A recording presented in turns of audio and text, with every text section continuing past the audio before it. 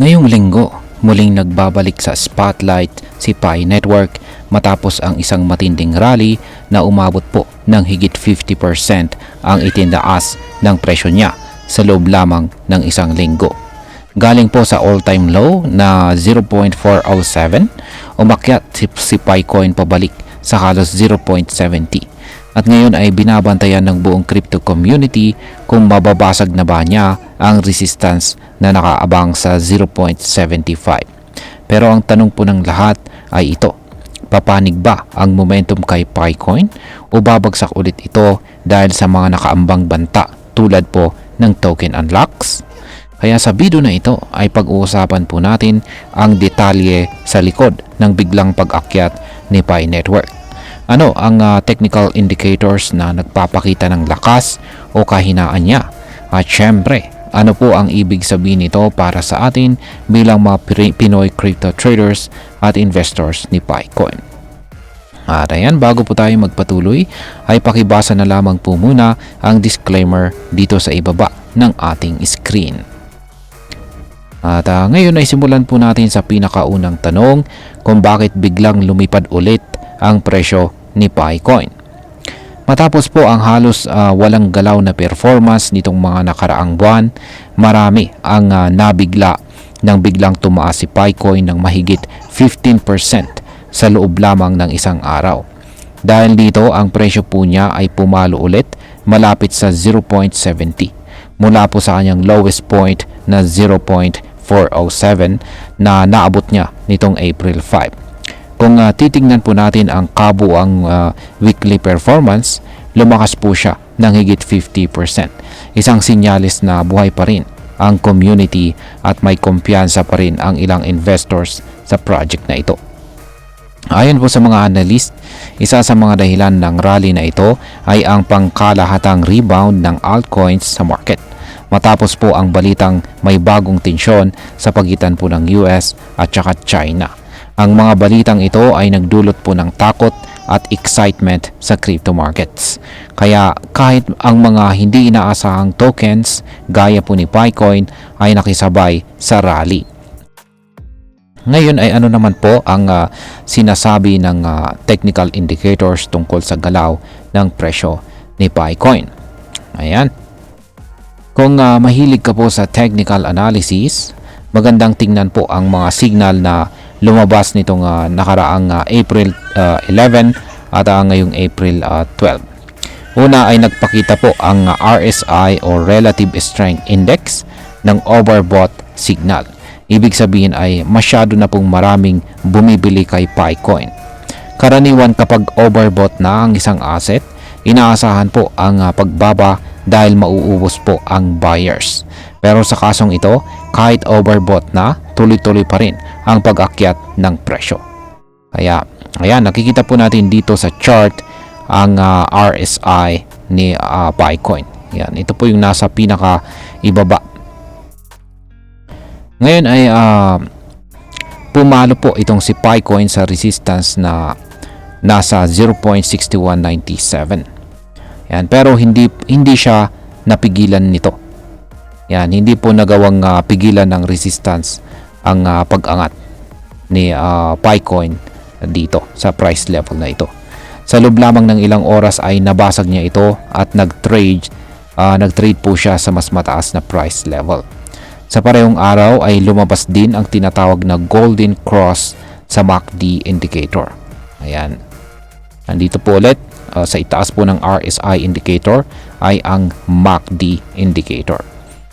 Ayan, lumabas ang golden cross, ayan, isang golden cross signal na isang sinyalis ng bullish momentum o pagtaas ng presyo. Ayan, nung mag-umaga na ng April 12 ay lumitaw po ulit ang bagong resistance na nakaabang sa 0.7122. Ayan, ang dating resistance po sa 0.6197 ay naging bagong support na. Ngunit hindi rin po tuloy-tuloy na pataas. Bandang mga alas 8 po ng umaga ay nagpakita po ng death cross ang MACD. Nakaraniwang sinyalis ng posibleng pagbaba. Pero hindi pa natatapos ang drama. Nagkaroon po ulit ng golden cross kaya ang sentiment ng market ay bumalik sa pagiging bullish. Ngayon ay ano po ang dapat nating abangan sa susunod na mga araw. Ayan, habang binabantayan po ng maraming traders ang posibilidad na umakyat si Picoin papuntang 0.75 o mas mataas pa, may isang malaking pangyayaring nakaabang po sa April 18 at ito po ay ang unlocking ng 10 million na Picoins. Kapag nangyari ito, posibleng marami pong holders ang magbenta ng kanilang Picoins lalo na kung gusto nilang i-cash out. Kapag nangyari po ang mass selling, may posibilidad na bumaba ulit ang presyo. Ito ang dahilan kung bakit maraming analyst ang nagbabala na ang kasalukuyang momentum ay maaari pong pansamantala lamang. Kung hindi po makakayanan ni Picoin na i-hold ang current support level nito dito sa presyong 0.6197, posibleng bumaba siya ulit sa presyong 0.58. Ngunit kung tuloy-tuloy po ang lakas ng buyers at mabasag ang resistance sa 0.7122, posible po niyang tamaan ang 0.75 at baka lumagpas pa siya dito. Ngayon ay ano naman po ang posibleng maging epekto nito para sa atin bilang mga Pinoy crypto trader at investor ni Picoin. Para sa atin ang biglang pagtaas ng presyo ni Picoin ay isang magandang pagkakataon pero may kasamang panganib. Marami sa atin ang matagal nang nagmimina ng Picoin sa kanilang mga cellphone at ang ilan ay umaasa na balang araw ay tataas ang halaga nito. Kaya kapag umaangat po ang presyo, may temptation na agad na ibenta natin ito sa unang rally. Pero importante ring maintindihan natin na ang presyo po ni Picoin ngayon ay hindi pa fully open market price dahil sa limited trading pa rin ng token sa ilang mga exchanges lamang. Kaya kung holder ka po ng Picoin, lalo na kung nakakuha ka nito sa pamamagitan po ng mining, kailangan mong timbangin ang short-term gain laban sa long-term potential. Para naman sa mga trader, kailangan po ng maingat na pag-aaral sa galaw ng presyo at tamang timing sa pagbili at pagbenta. Dahil volatile po si Picoin ngayon, isang maling galaw lang ay maaari pong magresulta ito sa malaking pagkalugi. At ayan, bilang panghuli ay ang masasabi ko naman po rito ay ang nangyayari ngayon dito kay Picoin ay isang test of fate para sa community nito. Mula sa pagiging controversial at sa tagal ng paghihintay sa mainnet launch hanggang sa mga pagdududa kung may tunay bang value ang token, unti-unting lumalaban po itong si Picoin. Ang biglang pagtaas ng presyo ay hindi lang dahil sa hype kundi dahil may momentum din sa market ngayon. Pero hindi po ito garantiya ng long-term success. Kailangan pa rin nating maging mapanuri. Huwag tayong ma-overhype agad. Maganda ang momentum pero hindi pa ito ang final form ni Picoin. Marami pang dapat asikasuhin ang project para masabi nating solid ang kanyang fundamentals. Pero kung makakayanan po ni Picoin na i-maintain ang price action niya at sabayan ito ng mas konkretong development mula sa team, posibleng magkaroon po siya ng mas matibay na position dito sa mundo ng crypto.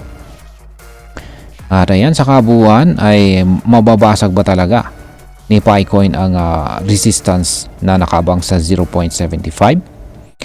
Yan, ang sagot po rito ay posible pero hindi po tayo sigurado. Malakas po ang momentum pero malapit na rin ang token unlock na maaring magbago ng direksyon ng presyo ni Picoin. Kaya bilang isang Pinoy crypto trader o investor, dapat lagi tayong nakaabang, nagre-research at handang mag-adjust sa galaw ng market. Tandaan po natin, dito sa mundo ng crypto, ang maagang impormasyon ay kapangyarihan. Kaya, ayan, hanggang dito na lamang po tayo sa video na ito mga ka-crypto. Marami pong salamat sa panunood. Ingat po tayo lagi at God bless po sa ating lahat.